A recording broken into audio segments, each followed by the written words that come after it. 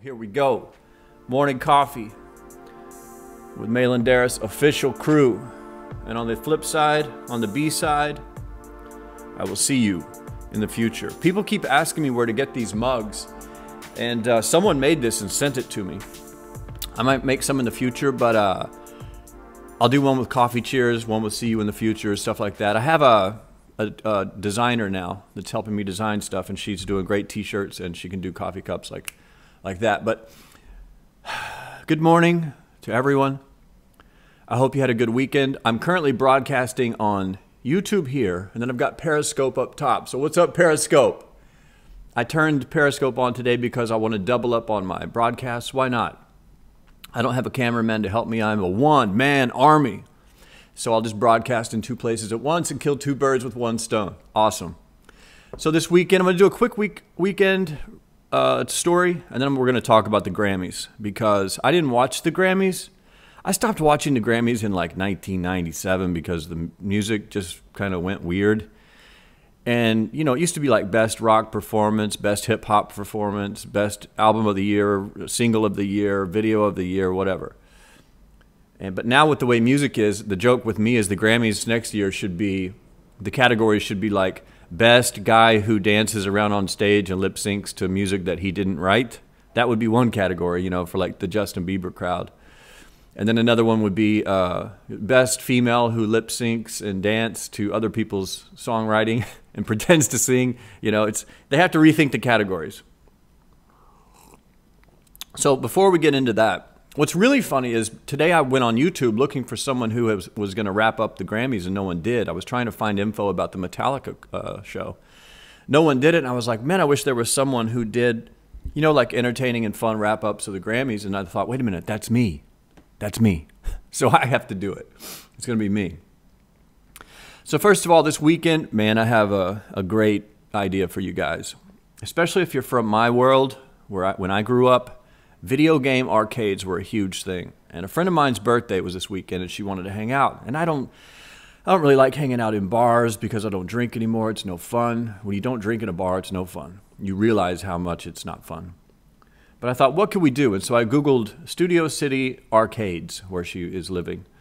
And I found this arcade called The One-Up. And I took her to this arcade, and we played Pac-Man, Miss Pac-Man, Donkey Kong, Galaga. They had everything. All of those old school video games that we used to play. It was a bar and a restaurant, and then they had an arcade in the back with stand-up machines. And most of the machines were the kind where you get in and you can select one of 25 games. You know, it wasn't just like a Pac-Man game and a Galaga game. You got on there and you could play 20 games. So it was pretty cool, man. We played a few rounds of Pac-Man, which was a blast, and Donkey Kong. And the graphics are so terrible that it's amazing. And we had a great time, man. So if you're looking for some adult fun, take edibles, go to an old school video game arcade. There's something about going to an arcade, man, that's different. Like I remember back in the day, you would load up on quarters. You'd have like $7 in quarters that you saved up, you know, and they'd just be in your pocket. It weighed 6 pounds. And you'd walk to the arcade. I would walk to the arcade, just ching, chang, ching, chang, ching. And you'd get in there, and you had to ration out your quarters or tokens if they sold tokens. But you had to think like, okay, if I play this game, you had to really ration it out. You couldn't just on demand play as many games as you wanted for free. So that kind of made it more fun for me. It was the adventure of going to the arcade, playing the game, touching the machines, having your friends with you, cheering you on, running out of money. You know, it was more fun. It was a really, really fun thing to do. That's why arcades were huge in the 80s. Huge. That's where we hung out. But we had a really good time, and surprisingly, the food was incredible. We ordered lettuce wraps, an avocado kale salad, and these corn dogs. And all three dishes were incredible. I was expecting to eat bar food, but it was like legit great food. So if you're looking for a good time in Studio City, check out the One-Up on Ventura Boulevard. We had a blast. I was high as a kite on edibles, and I could see all the patterns in Pac-Man. It was a blast. It brought back a lot of memories. But anyway, also, so last night, let's just talk about last night, was the Grammys, right? And like I said, I haven't been interested in the Grammys in a decade or two. When I was a kid, it was fun to watch because the bands I liked, you know, Motley Crue would win an award, or later in the 90s, you'd see Pearl Jam's, Soundgarden, Red Hot Chili Peppers. They would be up there accepting awards. And then slowly as music changed, you know, some for the better, a lot for the worse. Like it became pretty much, you know, Beyonce wins every award every year, every category type of thing. And the bands that were nominated I didn't really like anymore. Rock bands were relegated to like a tiny little section of the night, and it was mainly all dance music, techno music, hip-hop music, which is all great music, but it seems like rock just got pushed to the side. So I lost interest a bit. I don't watch it anymore. Someone, this girl that I was with yesterday asked me, are you going to watch the Grammys? And I said, I could care less about the Grammys, but I'm lying because I heard that Metallica was going to do a song with Lady Gaga. I thought, okay, that's a really weird combination. It's not really. It's like a stereotypical, like, let's really shake things up. We're going to get Metallica, a stereotypical rock band, and this Lady Gaga, who's a stereotypical current pop artist, and put them together, and it's going to be great.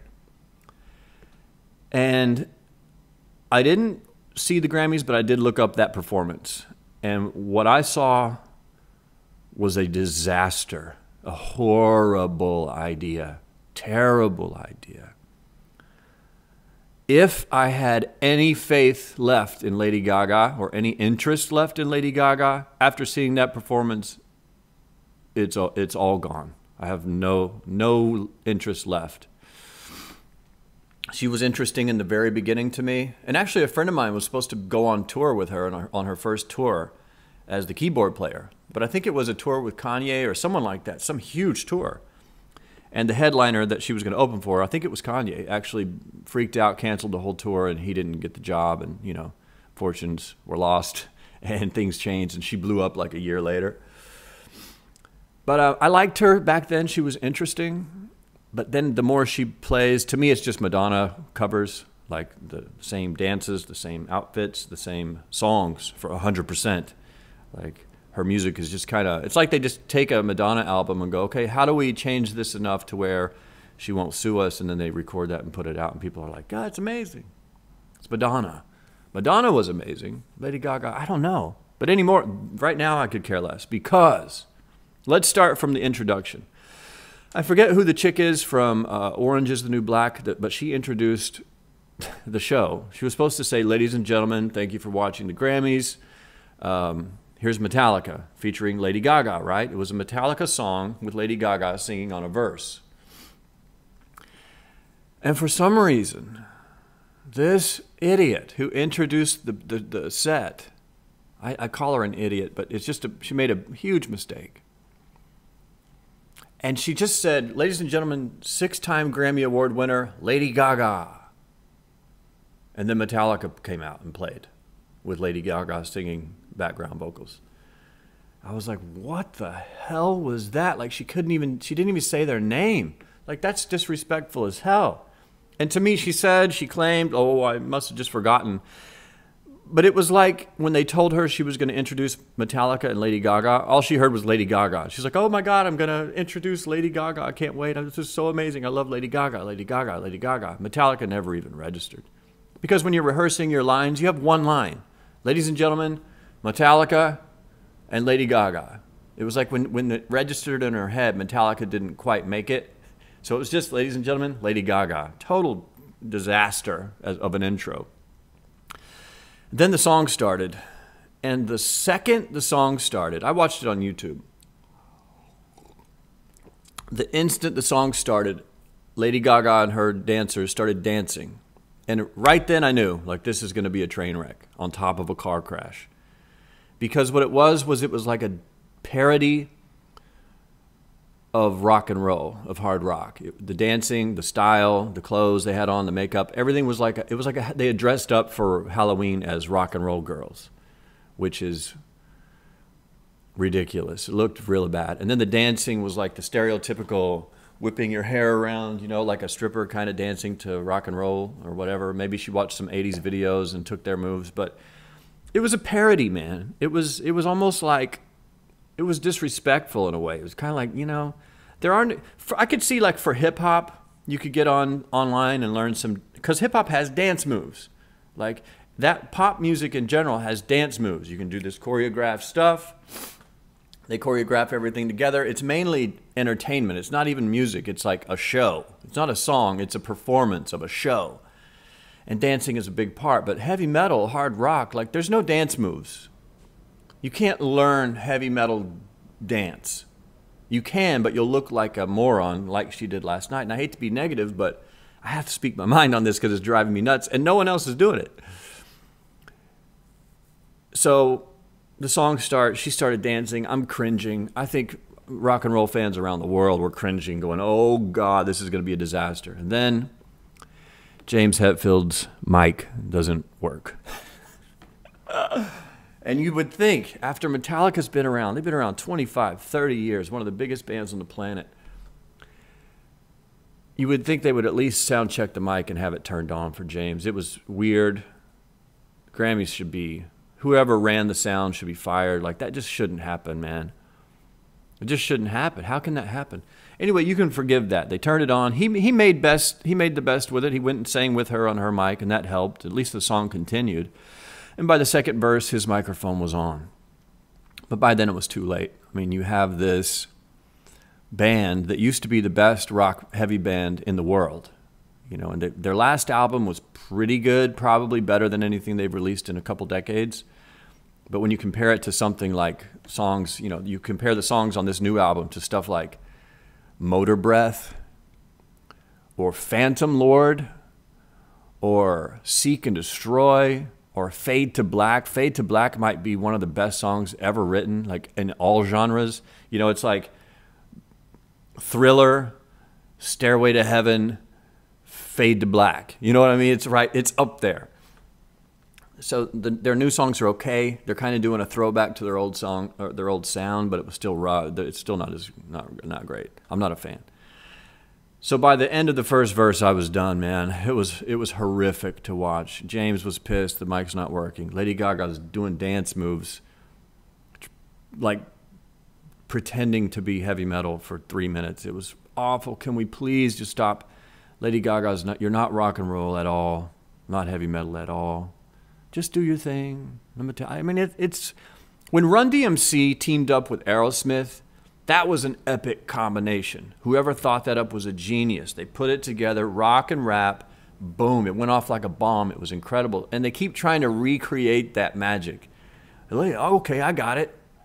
Let's take Metallica, put them with Lady Gaga. That'll be crazy. And it just doesn't work. Like Run DMC and Aerosmith was epic, but that didn't work. So overall, like the performance was a disaster. The band should be embarrassed. The Lady Gaga should be embarrassed. It was really bad.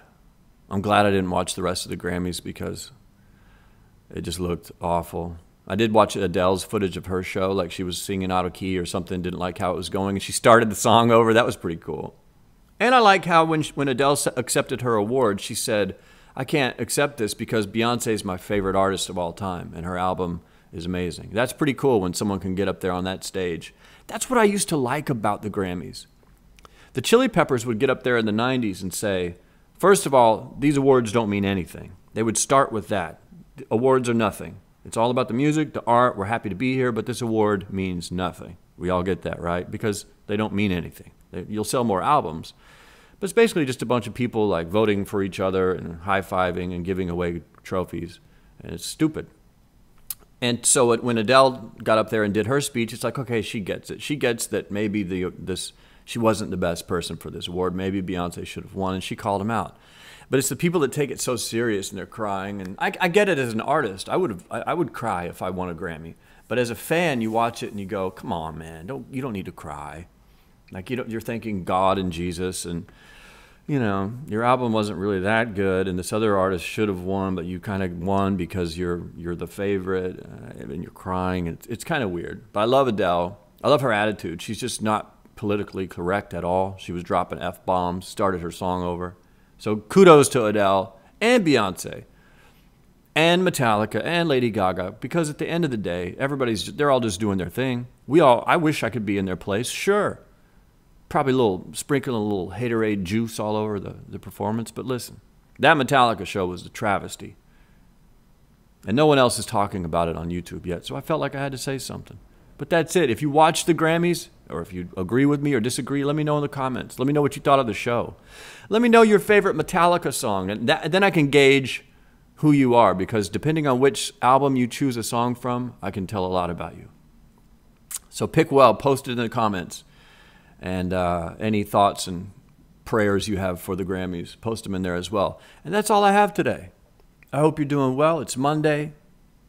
Write something down you want to get done this week and do it. It's probably hanging over from the to-do list last week. I don't know what it is.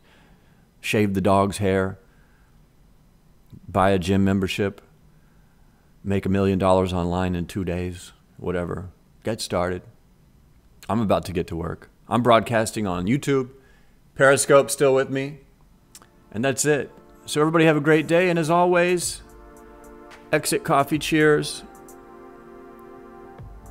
Oh, you have to drink it. And with that, I will see you in the future.